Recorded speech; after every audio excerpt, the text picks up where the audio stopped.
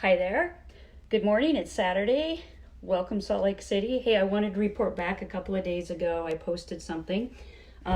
This is the basement, and this is where I typically go. I know I mentioned to you that I had a fear of going into the basement after an earthquake. Here's the discovery that I had.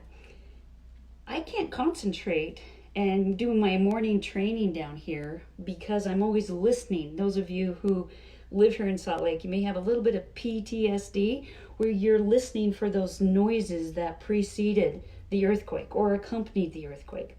So I'm being very honest and saying I haven't been able to concentrate down here. So I have moved all of my training basically outside. I know it's a little cool in the morning, so I'm moving my training into the afternoon. It's almost 12:30 here, almost lunchtime. And by this time on a Saturday, I would have been to the club for a couple hours. I would have fenced. I probably would have gotten a small jog in.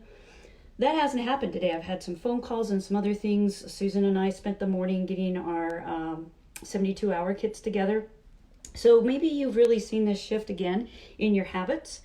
And what I'm really reaching out to say is I would love to know if you can share how your habits are shifting and if there are some good shifts, some things that you're noticing that you're doing that work just as well or better than your old habits.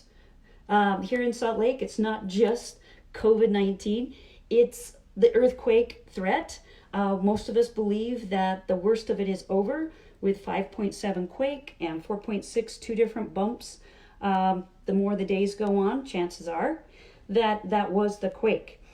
Some of us are still waiting for that 6 or 7 day period to pass where that quake was not a pre-quake to something bigger. And we know here that we couldn't have a 9 point something, but we could have a 7 or anything above a 5.7.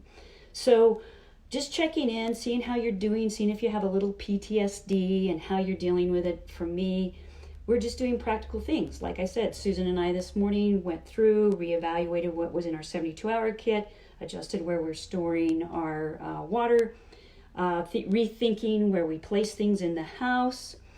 So the invitation I'm going to give to you is notice without judgment and be really curious like I was today and this week when I noticed, why can I not concentrate? Why am I on edge when I'm trying to practice my fencing in the basement? And I realized it's because this is not a good place to be during an earthquake. And so I can't hear and concentrate on if an earthquake's going to happen and on my fencing. So I'm just really curious how you're doing. If you have a little PTSD from the sounds and sights of the quake, if you also are dealing with COVID-19 stress. I'm going to talk more in a couple of days about completing a stress cycle, because if we live with this stress in our bodies and we don't relieve it, then we turn to anxiety. And if you're already feeling some anxiety, it's probably because a stressor after a stressor after a stressor has arrived in your body and we haven't completed a cycle, so the stress gets a relief. So I just want to share that just a little bit, be really honest. I'm not going to be training in my basement. It's just not going to be the place to concentrate. So I'm being curious, noticing that, not judging myself, not forcing myself, just being curious and going, what else can I do? And that's good to know, Lynn. It's good to know that you don't feel comfortable down there. So what I'd love you to share is how you're dealing with the stress, if you're dealing with it, noticing if you can be observant where your habits need to change and the things that are changing in your life without judgment, and be curious. Make adjustments if needed. Would love to hear your stories. And in a couple of days, we'll chat again about if you're feeling stress, and most of us are. I haven't talked to one person that's not. How do we complete a stress cycle from a stressor and not get anxiety? So that's what I'll be talking about again. Thanks for joining me this 12:30 on a Saturday, and I hope that you have hope, curiosity, and less judgment. Please take care.